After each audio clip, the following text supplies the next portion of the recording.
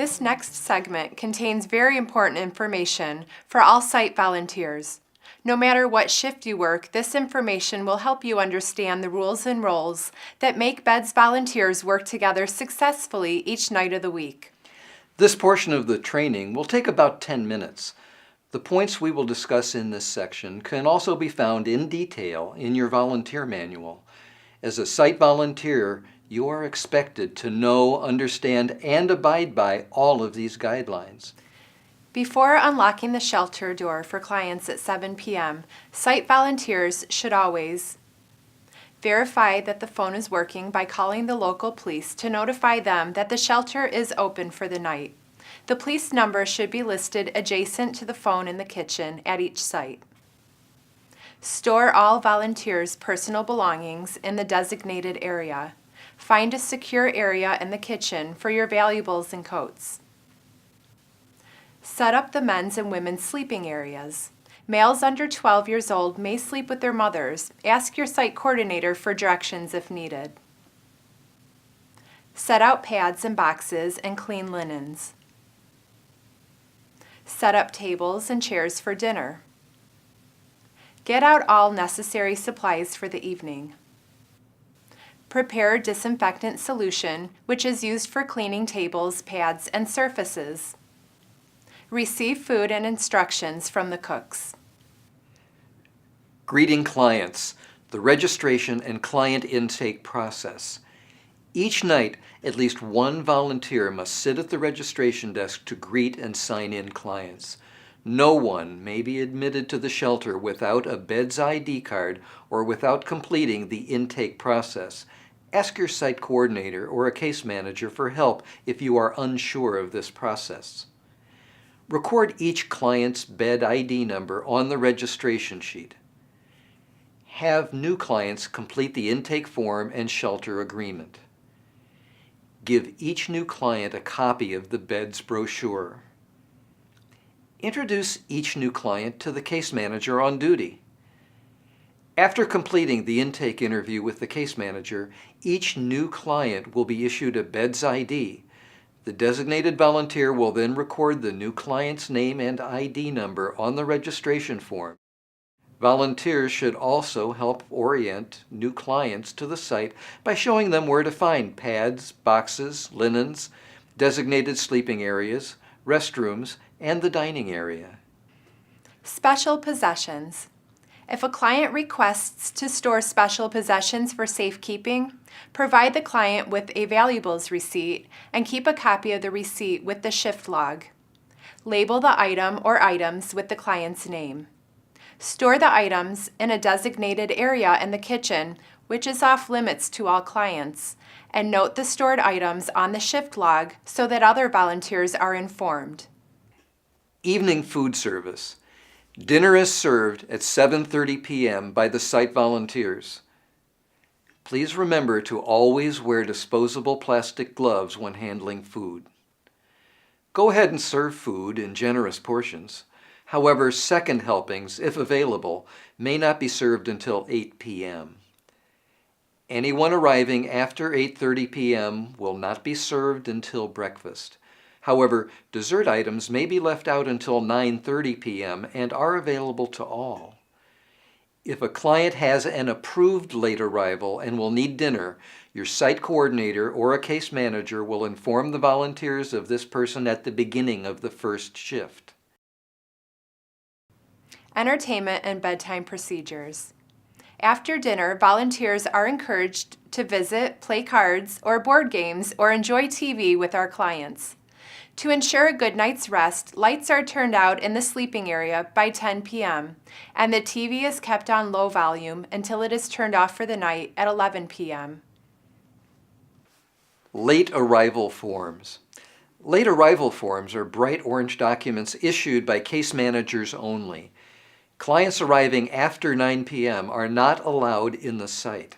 However, BEDS Plus case managers may issue a late arrival form to individuals with a night job or other authorized reasons for arriving after 9. If checking in a late arrival, please be sure to check the expiration date and arrival time. Also note the arrival time on the shift report. Monitoring. During the second and third shifts, monitoring of the site is the most important duty of each volunteer. At night, when clients are sleeping, BEDS volunteers watch over and ensure the safety of each client.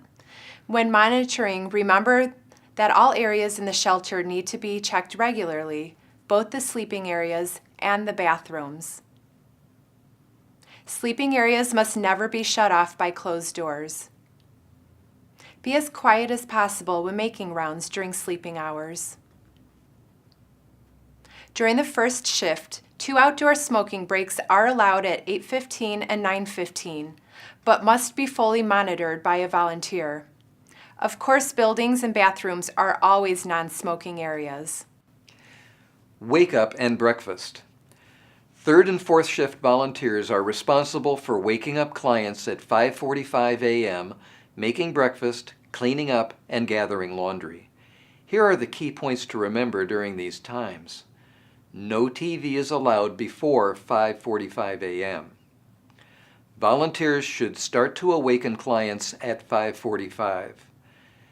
Breakfast is prepared and served by the third and fourth shift volunteers. Volunteers should serve breakfast between 5:45 to 6:30 after clients deposit their used linens in their laundry bags and clean their own pads with disinfectant solutions. Clients must leave the site no later than 7 a.m. Volunteers should then check the entire site, including all restrooms, to make sure everyone has left. Remember, volunteers may never provide transportation to clients. Client telephone use. To safeguard privacy and security, clients should never be called to the phone, nor should anyone be told that a client is in the shelter. If a phone call is received for a client, take a message. If the client is in the shelter, you may relay the message. Remember, never give out information about clients. Local phone calls are allowed at some sites. Check with your site coordinator to see if your location allows this. A volunteer must dial the number and monitor the length of the call. Calls are limited to 3 minutes, to these local area codes only: 708-312-773-630 and 847. Clients' personal cell phones and pagers must be turned off in the shelter. Smoking is never allowed in the shelter sites. Smoke breaks are allowed only in designated areas for 15 minutes at 8:15 and 9:15 p.m. Smoke breaks must be monitored by a volunteer. Please provide a can for cigarette butts and matches. There are no morning smoke breaks allowed at any of the sites. Clients may smoke after they have exited the premises for the day. Emergency needs and medical care. As many BEDS volunteers know, from time to time, a medical situation or emergency may arise. During the first shift, when the staff nurse or another case manager is present, volunteers should alert one of these individuals to any issues or problems. On all other shifts, volunteers should remember these key points when faced with a medical situation. Every BEDS Plus site has a first aid kit with Band-Aids, antibacterial spray, and non-aspirin pain reliever. Please familiarize yourself with the location and contents of this kit. Volunteers may not dispense medication. Clients are allowed to self-administer their own prescription medications. Some clients may wish to check in their medications with the case manager or our staff nurse. This is optional. Volunteers are never to administer or dispense any medication. If emergency medical care is needed, call the local paramedics, 911, immediately. Be sure that a volunteer unlocks the doors and greets the paramedics when they arrive.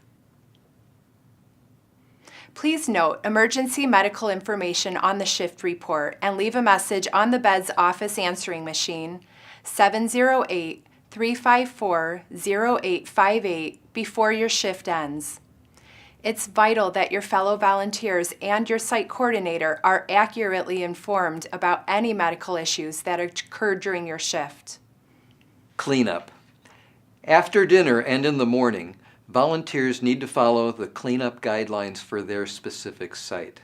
Remember, all areas used by Beds Plus, including the kitchen and bathrooms, must be cleaned up as per the instructions at each site. Ensure that clients clean their own bed pads with the disinfectant solution. Clients fold and return all blankets and pillows to the boxes. Clients place soiled linens, sheets, and towels in provided laundry bags. Once full, tie up the bags and put them in the designated areas for pickup. Volunteers place all pads and boxes in designated storage areas. All bed supplies are put away in designated storage areas. Any clothing items left behind are to be disposed of. Each site must be locked up according to its specific instructions. Finally, clothing. Beds does provide clothing vouchers for clients who need new coats, shoes, and other items. We partner with the Community Nurse Thrift Shop in LaGrange for this program. Clothing vouchers are only distributed by case managers during the first shift at each site. Remember, only case managers may issue clothing vouchers to clients in need. Beds Plus does not have storage space for clothing. Please donate any items you have to the Community Nurse Health Association Carousel Thrift Shop in LaGrange.